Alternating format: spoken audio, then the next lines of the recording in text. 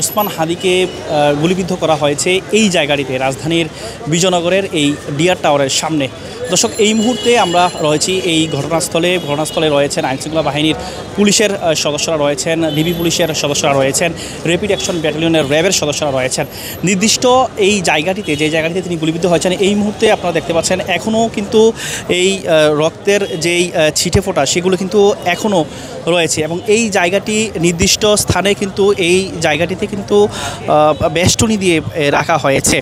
আইনশৃঙ্খলা বাহিনীর সদস্যরা তদন্ত করছেন এই ঘটনাস্থলে। দর্শক, আর একটু বিষয় আপনাদের জানিয়ে রাখি যে তাকে দুপুর 2:35 দিকে ঢাকা মেডিকেল কলেজ হাসপাতালে তাকে গুরুতর অবস্থায় নিয়ে যাওয়া হয়েছে। তার যিনি সঙ্গে ছিলেন, তার একজন সহযোগী, তিনি বলছিলেন যে আজকে শুক্রবার, যেহেতু জুমার নামাজের দিন, জুমার নামাজ পড়ে তিনি বিজয়নগরের এই ডিয়ার টাওয়ারের সামনে দিয়ে তিনি রিকশায় যোগে যাচ্ছিলেন।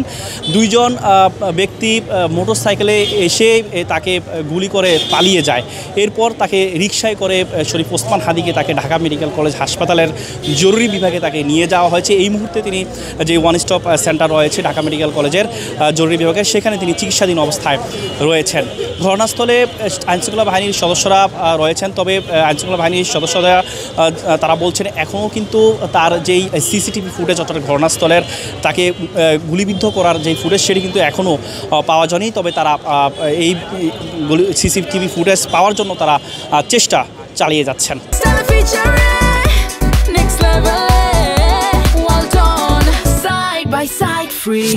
দর্শক, এই মুহূর্তে আমরা আপনাদের দেখাচ্ছি উৎসুক যেই জনতা, সেই জনতা কিন্তু এখনও আপনারা দেখতে পাচ্ছেন এই ঘটনাস্থলে উৎসুক জনতা রয়েছেন এবং রক্তের যেই ছিটে ফোঁটা সেগুলো কিন্তু এখনও রয়েছে। আপনারা দেখতে পাচ্ছেন অনেক দূর পর্যন্ত রক্তের ছিটে ফোঁটা, এই টেবিলের এই পাশ থেকে শুরু করে রক্তের যেই ছিটে ফোঁটা সেগুলো আপনারা দেখতে পাচ্ছেন অনেক দূর পর্যন্ত, কিন্তু প্রায় 10 ফুট পর্যন্ত কিন্তু এই রক্তের ফোঁটাগুলো কিন্তু রয়েছে এবং এই রক্তের ফোঁটার চারপাশে কিন্তু আপনারা দেখতে পাচ্ছেন যেই আইনশৃঙ্খলা বাহিনীর সদস্যরা বেষ্টনী দিয়ে রেখেছেন এই জায়গাটিকে।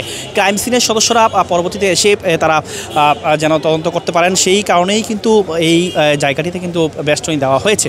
এই মুহূর্তে আপনারা দেখতে পাচ্ছেন যে এর পাশেই কিন্তু রয়েছে যেই সড়ক, এই সড়কের পাশেই কিন্তু মসজিদ রয়েছে এবং এর পাশে আরেকটি ভবন রয়েছে যেটি ডিয়ার টাওয়ার। এর পাশ দিয়েই কিন্তু রিকশা যোগে যাচ্ছিলেন ইনকিলাব মঞ্চের মুখপাত্র এবং ঢাকা 8 আসনের তিনি নির্বাচন করবেন।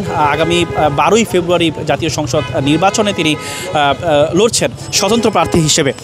এর আগে শরীফ ওসমান হাদি তিনি 14 নভেম্বর সামাজিক যোগাযোগ মাধ্যম ফেসবুকে একটি স্ট্যাটাস দিয়েছিলেন যে তাকে হুমকি দেওয়া হচ্ছে, প্রায় 30টি দেশি বিদেশি নম্বর থেকে তাকে হুমকি দেওয়া হচ্ছে এবং তাকে কল করে বলা হচ্ছে তার মা বোন এবং তার স্ত্রীকে ধর্ষণ করা হবে, সেই হুমকিও কিন্তু দেওয়া হয়েছে এবং তাকে হত্যার হুমকিও কিন্তু দেওয়া হয়েছে। এই বিষয়গুলো এবং তার যেই বাড়ি রয়েছে সেই বাড়িতে আগুন দেওয়ারও হুমকি কিন্তু দেওয়া হয়েছে। তিনি সামাজিক যোগাযোগ মাধ্যম ফেসবুকের কিন্তু তিনি এই বিষয়গুলো স্ট্যাটাস দিয়ে তিনি জানিয়েছিলেন। দর্শক, এখনও কিন্তু যেই আশঙ্কা রয়েছে, অর্থাৎ তার অবস্থা গুরুতর অবস্থায় তিনি রয়েছেন এবং তাকে বাঁচাতে তার সহযোগীরা বলছেন, তার যারা সঙ্গে রয়েছেন তারা বলছেন যে বি নেগেটিভ রক্তের প্রয়োজন, সেই বিষয়টিও কিন্তু জানানো হয়েছে।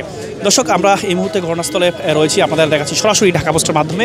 এই মুহূর্তে আপনারা দেখছেন ডিবি পুলিশের সদস্যরা রয়েছেন, পুলিশের সদস্যরা রয়েছেন, র্যাপিড অ্যাকশন ব্যাটালিয়নের র্যাবের সদস্যরাও কিন্তু রয়েছেন এবং এই জায়গাটিতে কিন্তু বেষ্টনী দিয়ে রাখা হয়েছে। তবে তাকে গুলিবিদ্ধ করার যেই সিসিটিভি ফুটেজ সেটি কিন্তু এখনও সংগ্রহ করতে পারেনি আইনশৃঙ্খলা বাহিনীর সদস্যরা এবং তারা বলছেন যে তারা চেষ্টা করছেন এই সিসিটিভি ফুটেজ সংগ্রহ করার জন্য।